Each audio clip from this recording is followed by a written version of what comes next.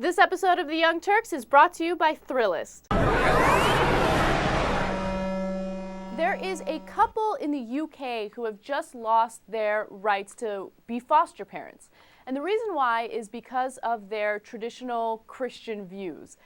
They are against homosexualities, and they both say that they will not tell a child that homosexuality is an acceptable lifestyle.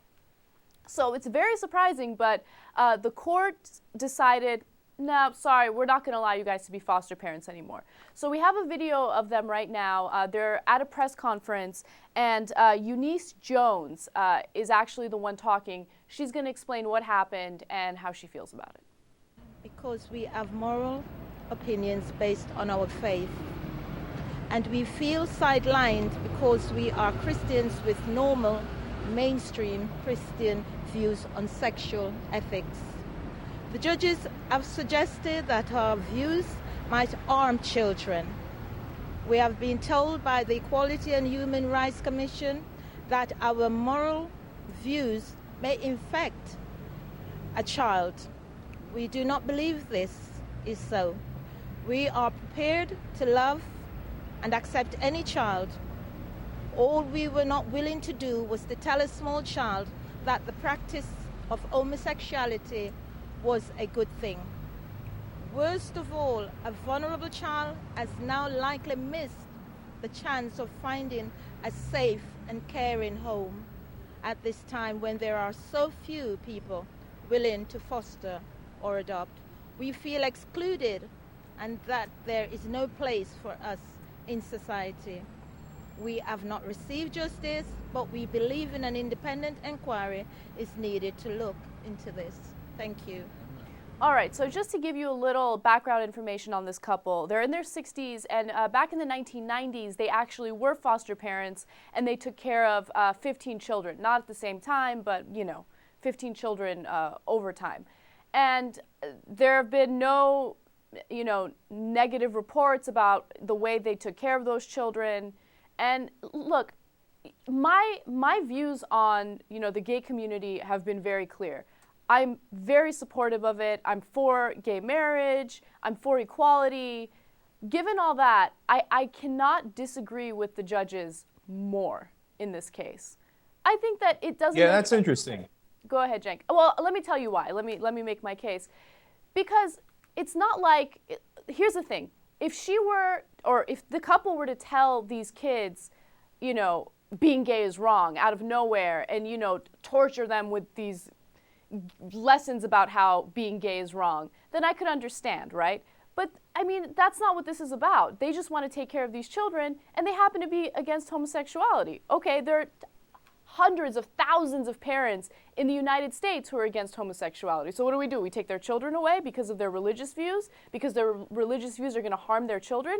That doesn't make sense. They want to provide a loving home, a foster home, for these kids who don't have a home to go to. I don't think it makes sense to ban them from being foster parents because they're against homosexuality. That doesn't make any sense. All right. Well, look, here's a couple of things, right? So there's, of course, a difference between taking away someone's kids and allowing somebody to be a foster parent, right? So obviously taking away someone's kids is much more severe than saying we don't think you're suitable to be a foster parent. Number two, there's no evidence that they're going to go on these tirades against telling the kids, oh my God, homosexuality is, grotesque and all that stuff. At the same time, what if the kid that they are being foster parents to happens to be homosexual? Will that scar the kid if they keep saying it's evil, it's evil, it's evil? So I get why England did it, and England at this point and Great Britain at this point are a lot less religious than the United States, which I think is overall a good thing. But having said all of that and given its context, I agree with Anna. There are, of course, millions of parents in America, but I'm sure hundreds of thousands, if not millions of parents in Britain where they believe that they're Christians or they're Muslims and they believe homosexuality is a sin and that's what they teach their kids. I don't think that should be disqualifying. I wish it weren't the case, I wish they would get beyond that. But to say they can't be good foster parents on that alone, I think it's just simply too harsh. Yeah, I agree with you 100%, Cenk. I mean, I cannot disagree with their religious views more, okay? I think that they're wrong in their religious views, but you know, they have the decision, or they have the choice to make when it comes to their religion, when it comes to their beliefs, when it comes to their values. I don't have to agree with them. Just because I disagree with their values doesn't mean that they shouldn't have the right to become foster parents. But I think that it is extremely important to really investigate the way that they take care of these foster kids, right? So, I mean, they've had history taking care of foster children. Why doesn't the court investigate that, talk to those kids, and see how this couple was in terms of taking care of them? I think that that's way more important than, you know, thinking, oh, they're against gays, so done, they're banned. They're not suitable for foster parents. I don't think that that's enough reason to ban them from being foster parents. And look, one more important thing on this. Once you get into the nitty-gritty of the religions, there's a million things to disagree with. So, I mean, you're not going to let Rasta parents adopt because they don't think pot is evil. I mean, you know, you can get into 100 different reasons why you shouldn't let Buddhists, Hindus, et cetera, adopt. So that's why I think you have to set a much, much higher standard for saying, hey, you know, your religious values could pose significant risk to the kids. For example, a place that I would draw the line is religious people who think you shouldn't go to the doctor. I wouldn't let them be foster parents, because if the kid gets sick and he needs to go to the doctor and they won't take him to the doctor, that really endangers his life. But outside of something like that, I think you're going to eliminate everybody if you start getting into their particular beliefs, religious or otherwise, as to how they're going to raise the kids. And now we have a new sponsor, Thrillist.